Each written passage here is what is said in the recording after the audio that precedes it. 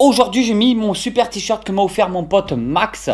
Et pourquoi je vous parle de Max et pourquoi je mets ce t-shirt? Parce qu'aujourd'hui, c'est très spécial. J'ai pas mal de choses à vous montrer et ça risque de beaucoup vous plaire. Et salut tout le monde, j'espère vraiment que vous allez bien. Moi, ça va super. On se retrouve pour une nouvelle vidéo. Stop, juste un petit message vite fait avant que la vidéo commence réellement. T'inquiète pas, je te demande pas d'argent. Que ça soit moi ou les autres vidéastes sur YouTube. En ce moment, c'est très difficile. Il y a toujours ces problèmes de YouTube. Ça fait 2 ans qu'on en parle et qu'on gueule. À mon avis, c'est pas des problèmes, c'est le fonctionnement de YouTube qui veut ça. Et on se fait tous un petit peu assassiner la gueule. Voilà. Je suis pas content contre YouTube en ce moment. Donc, je voulais te dire que c'est pas compliqué si tu veux soutenir vraiment un vidéaste. Le mieux, je te demande pas de like. Je te demande même pas de commentaires. Si tu veux le faire, fais-le. Franchement, ça fait plaisir et c'est toujours super. Par contre, ce que tu peux faire, et ça c'est super, c'est qu'à la fin de chaque vidéo de la chaîne, en fin de compte, je place 2 vidéos que tu peux directement regarder. Tu vas me dire, c'est pas grand-chose. Mais ça te permet de soutenir la chaîne YouTube, de regarder en fin de compte, que ce soit celle-là ou d'autres, les vidéos de la chaîne. Et je vous dis, je ne vous parle pas forcément de moi, mais il y a énormément de vidéastes sur YouTube qui veulent juste partager une passion. Pour y soutenir, c'est pas compliqué. Tu vas aller aux toilettes, clique sur une de mes vidéos en attendant. Et lave-toi les mains avant de cliquer sur ton téléphone portable. Par contre, quand tu sors des toilettes, tire la chasse. J'en ai marre de la tirer pour toi. Cette vidéo peut donc commencer. Aujourd'hui, je vais vous montrer des trucs que je trouve top. Alors, est-ce qu'on part déjà sur le truc hyper badass? Oui, moi je pense que oui, on va le faire. Quand je suis allé voir mon pote Max, et d'ailleurs vous commencez à kiffer les vidéos sur mon pote Max, c'est vraiment des vidéos énormes que j'ai pris énormément de plaisir à tourner. Il m'a fabriqué ceci. Un nid de fourmis en béton cellulaire Snake Reptile. Qui a eu l'idée? Dites-le moi en commentaire si vous avez eu l'idée. Moi personnellement, ça ne me serait jamais venu à l'idée de faire ça. Il a pris le temps de me fabriquer ça. Je trouve ce cadeau énorme. Snake Reptile, le temps qu'il a dû y passer pour creuser ça, je pense qu'il a creusé à la Dremel. C'est juste impressionnant. C'est grand respect à lui pour avoir pris le temps de fabriquer ça. Regardez-le de plus près. Et en fait, à l'intérieur du A, ici, se trouvent des dents de je ne sais plus quel animal. C'est des véritables dents en fait qu'il a mis à l'intérieur parce que comme les fourmis ne pourront pas passer dans le A, il a dit je vais quand même agrémenter avec quelque chose. Et je trouve ça énorme parce qu'il a essayé de respecter au maximum l'écriture du célèbre logo, célèbre ou pas, je ne sais rien, Snake Reptile. Il a essayé de faire un petit peu plus ou moins la couleur de Snake Reptile qui est vert et normalement noir. Bon là il est gris. Et quand vous regardez sur les côtés, il y a carrément un trou de raccord pour le passer à une aire de chasse. Comme vous pouvez le voir là. Ah, il m'a dit qu'il fallait quand même faire attention, c'est très fragile. Honnêtement, je sais pas du tout si je vais l'utiliser ou pas. C'est un nid qui n'a pas de réserve d'eau, donc ça serait pour une espèce qui aime le sec à 100% et qui ne creuse pas le béton cellulaire. Ça limite un peu le choix, mais je pense qu'on peut trouver une petite espèce à mettre dedans un jour.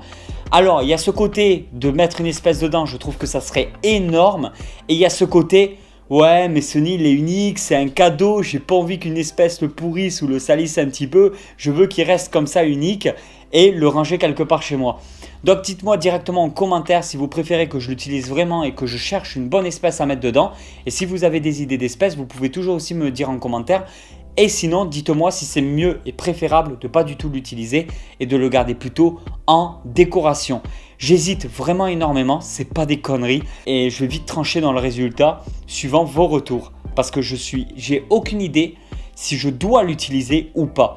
Mais c'est énorme, tout a été fait par lui à la main. C'est un beau cadeau, je ne m'y attendais pas. Je voulais le remercier. Je sais que beaucoup d'entre vous sont en train de regarder ces vidéos sur YouTube. Il essaie de se mettre tant bien que mal sur YouTube. Il progresse petit à petit, il a investi dans du matériel. Allez le voir, regardez de temps en temps ces vidéos. Je trouve que ça serait juste énorme. Je mets les liens dans la description. Vous avez beaucoup aimé aussi la vidéo où on voyait les fourmis que je lui ai offert, tout ça, et les aires de chasse, les trucs comme ça. Et du coup, il m'a aussi offert, alors ceci, ce sont tout simplement des boîtes acryliques pour le maquillage, les cotons-tiges, des éléments de décoration.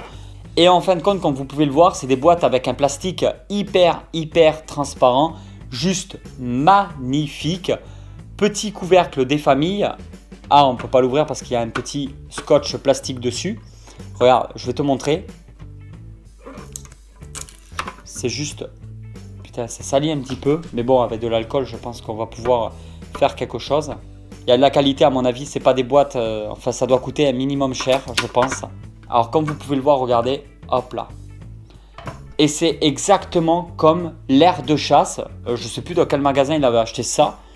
Et du coup, en fait, lui, il a percé avec un fer à souder chaque truc. Il a mis des tubes de connexion et ça fait 3 aires de chasse pour soit une seule et même colonie, soit pour plusieurs colonies.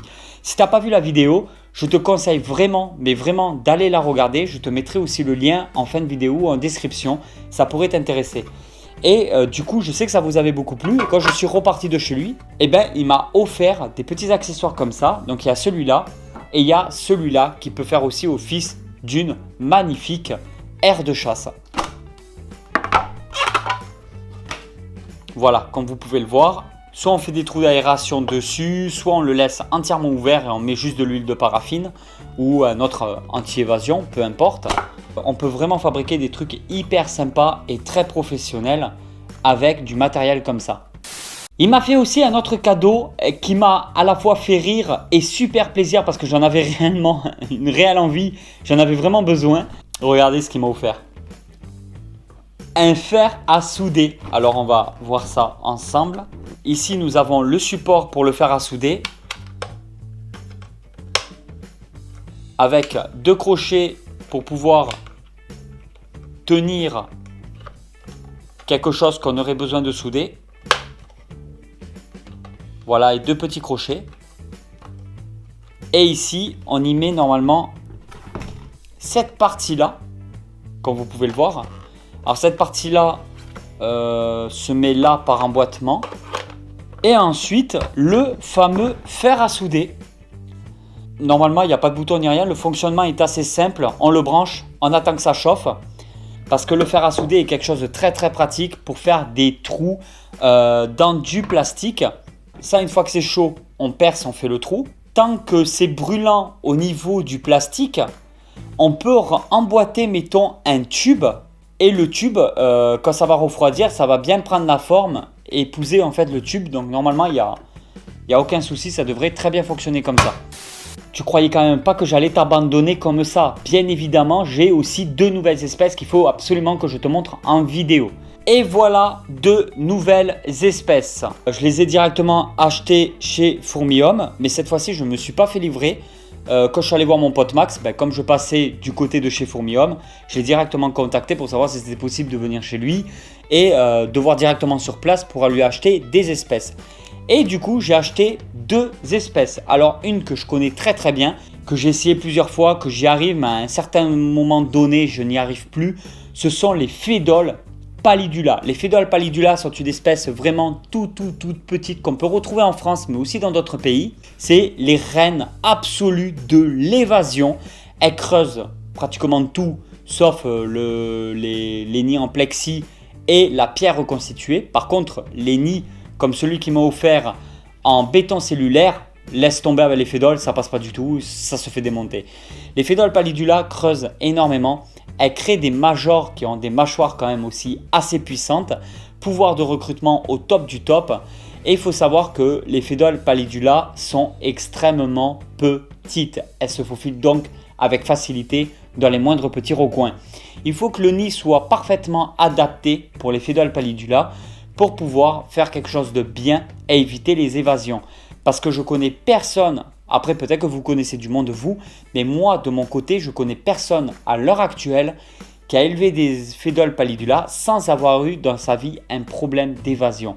Et en deuxième espèce, nous avons une Messor. Cette Messor, honnêtement, je ne sais pas si je vais y arriver, c'est une exclusivité du site internet.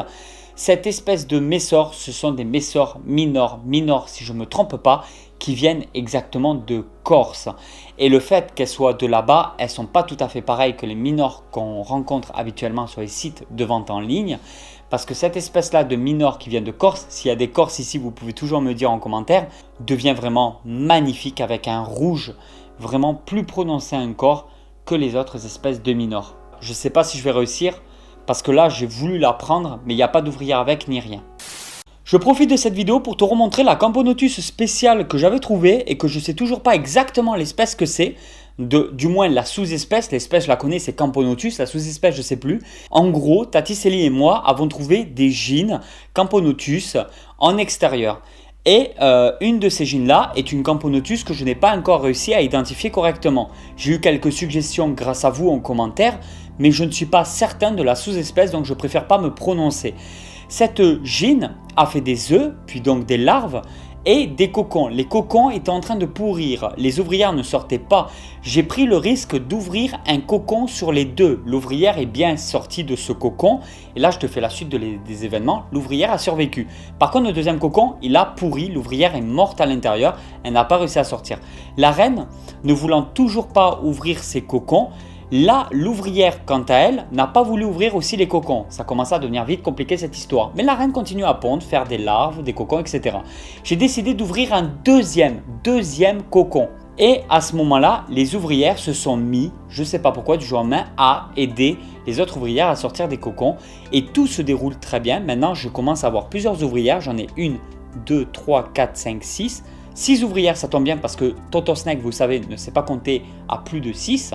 Et en fin de compte, tout se passe vraiment très bien. Là, je vais entamer une petite diapose quand même pour cette espèce, pour que tout se passe bien.